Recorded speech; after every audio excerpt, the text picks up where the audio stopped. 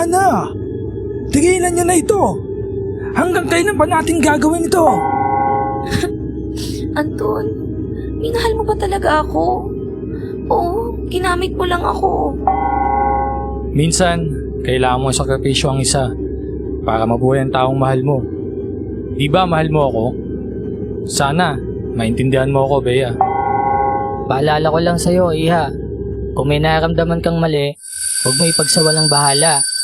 Basta, Iha, umalis ka habang kaya mo pa.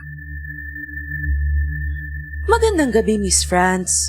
Ako po si Bea, 26 years old at taga Makati.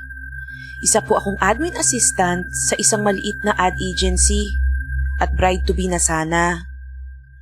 Ang kwento ko po ay nagsimula ilang araw bago ang kasal ko. Simple lang naman po sana ang plano. Dalawin ng pamilya ng fiancé kong si Anton sa Capiz. Si Anton nga po pala ay nakilala ko sa isang dating app. 2 taon na ang nakakalipas.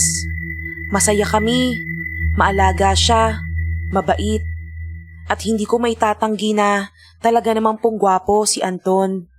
Kaya naman po nung inalok niya ako magpakasal, hindi na ako nagdalawang isip.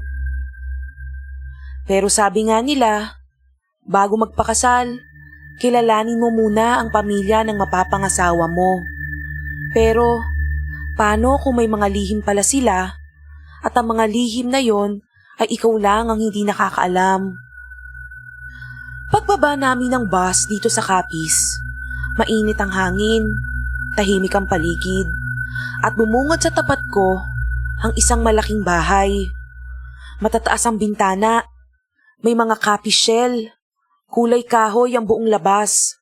Luma na pero napaka-elegante. Bago natin simulan ang kwento ni Bea, huwag kalimutang mag-subscribe at i-click ang notification bell bilang suporta sa ating channel. Ngayon, handa ka na bang makinig?